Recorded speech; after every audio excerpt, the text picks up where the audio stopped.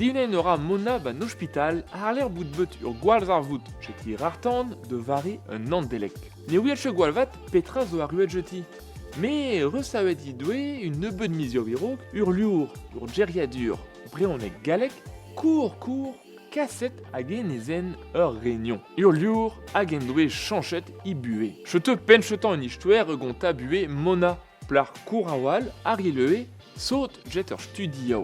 Ban istouer eve chanchet ur prentado ingal, etre urble irok ur gwarz avout hag un deio ar l'air bout diunet ban hospital, tchent kompren peptra. Ber hypothèse, ur liour skrivet jet Laurence Lavran hag ambanet jet Aliam. E kambr ur skrivanière zo un dachtumat dan evelo skrivet jet Patrice Marquand. Da skrivet ebet dan evelo skrivet pel zo jeton, a reo nevet tout. Neus un kavet ve a bepseurt istorio a bar. Trao dena hag ur kontaden, istorio jet Fulster, jet Fent, trao duir, pe duir an val ber pet. Netcho d'avet nitra, en doe tapet prise dan evelo tik ar karez, ipad gouel ur lurio ba brer e da pil poar ar nudjen.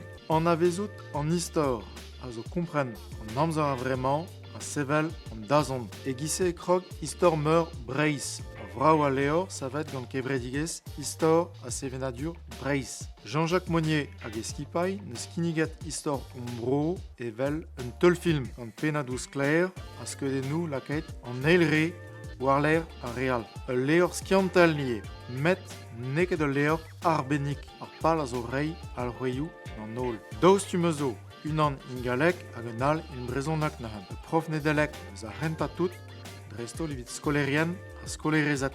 Ispen kan vlaso war tachan a brezal braz e oa bet dreist ordinal noz vez ar pelgent. Soudardet deus un daou-du a oa nom gavet e kreiz an dachan emgant evit lidan gwell an edelek an nol sammes. Setu an istor dibar kontet gant an drevers un album.